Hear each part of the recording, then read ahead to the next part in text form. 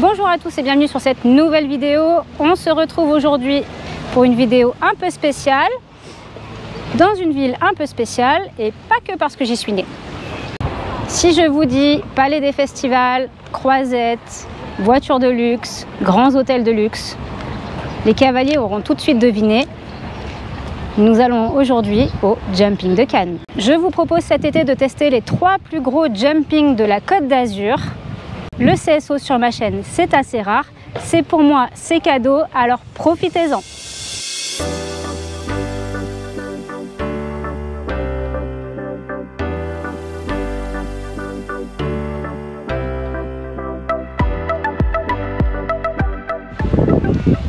Nous voici donc à Cannes pour le premier épisode de notre escapade sur la Côte d'Azur. Ça doit faire à peu près 2 siècles que j'ai pas mis les pieds ici, alors que pourtant j'aime beaucoup cette ville. Je vais vous faire râler un petit peu, j'ai passé mon bac ici et pendant 2 ans, tous les midis, on mangeait là. Pour comparer les différents lieux de cette série, je me suis fait une petite grille. Indication, parking, accès, prix d'entrée, village et stand, confort tribune, accès paddock, épreuve, pistes et obstacles, restauration, animation, star, invitation, publicité. Concernant notre premier point sur les indications, pour venir au jumping, voici la seule qu'on ait trouvée dans Cannes. Ouais. Alors ils envoient vers le palais des festivals, alors qu'en vrai c'est de l'autre côté. Pas confondre.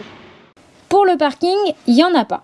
Je vous aurais bien dit de venir à cheval, mais nous sommes ici quand même en plein centre-ville, donc pas le plus agréable pour les chevaux. Le mieux, c'est de vous garer soit au parking du Palm Beach, qui, paraît-il, est gratuit, soit à partir du Port Canto, on peut trouver quelques places gratuites dans les petites rues, mais dans tous les cas, gratuit ou payant, il faudra marcher. L'accès est sécurisé, le tapis rouge est de rigueur. Concernant les tarifs, j'avoue n'avoir pas tout compris. Et de plus, rien n'est affiché à l'entrée, il faut obligatoirement passer par le site internet. Cependant, l'accès était facile et il n'y avait pas grand monde. Je ne trouve pas ça très clair car ils vendent des billets journée à partir de 40 € en tribune classique, alors qu'en fait c'est gratuit la journée et ce ne sont que les épreuves du soir les plus prestigieuses qui sont en accès payant. Sur le site, les accès payants du vendredi étaient à 40 € et 50 € le samedi. Si vous voulez un peu de confort, l'accès GC Lounge démarre à 144 € et le Premium Lounge est à partir de 3 369,60 € pour une table de 6 personnes comprenant le dîner.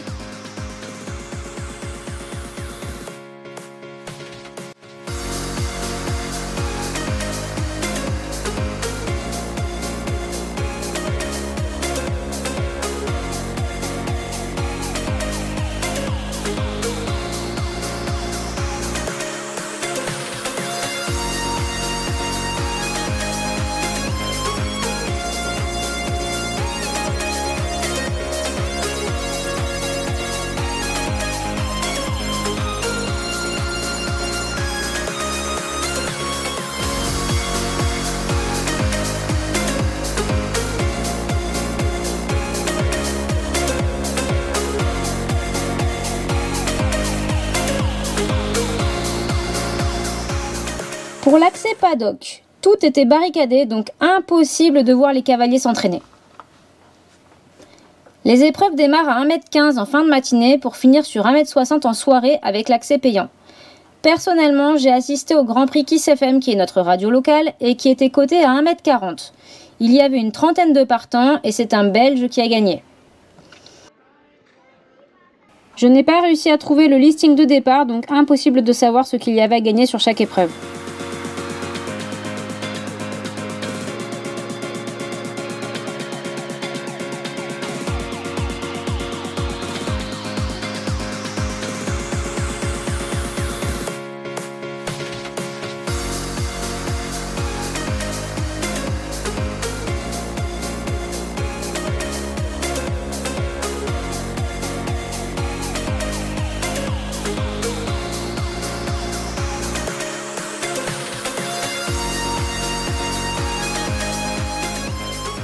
La restauration, vraiment pas grand chose. Juste un petit snack à l'entrée et rien aux alentours à l'extérieur. Pour un jeudi en journée, ça peut aller, mais j'imagine même pas la file d'attente qu'il doit y avoir le week-end. Animation quasi inexistante, juste 2 mascottes assez discrètes et entre 2 épreuves, il demande aux personnes de sortir car les épreuves qui suivent plus de 2 heures plus tard sont payantes. Donc vraiment rien pour nous inciter à rester et à consommer. Pas d'invitation pour ma part, je ne sais pas s'il y avait moyen d'en avoir ou pas.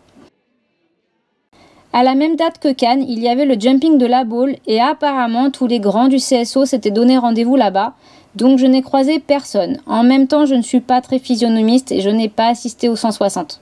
Et je n'ai pas beaucoup vu de publicité non plus. Ça reste quand même un événement assez discret.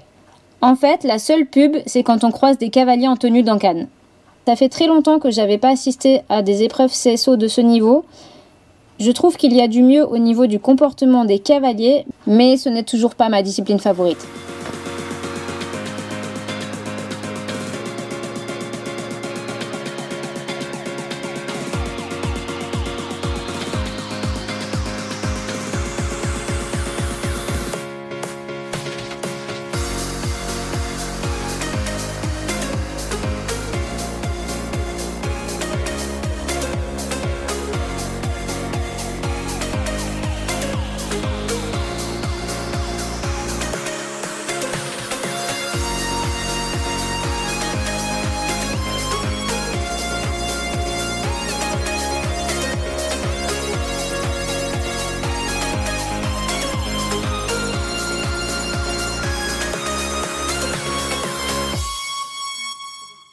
Cette journée à Cannes s'achève, j'espère que ce premier épisode vous a plu.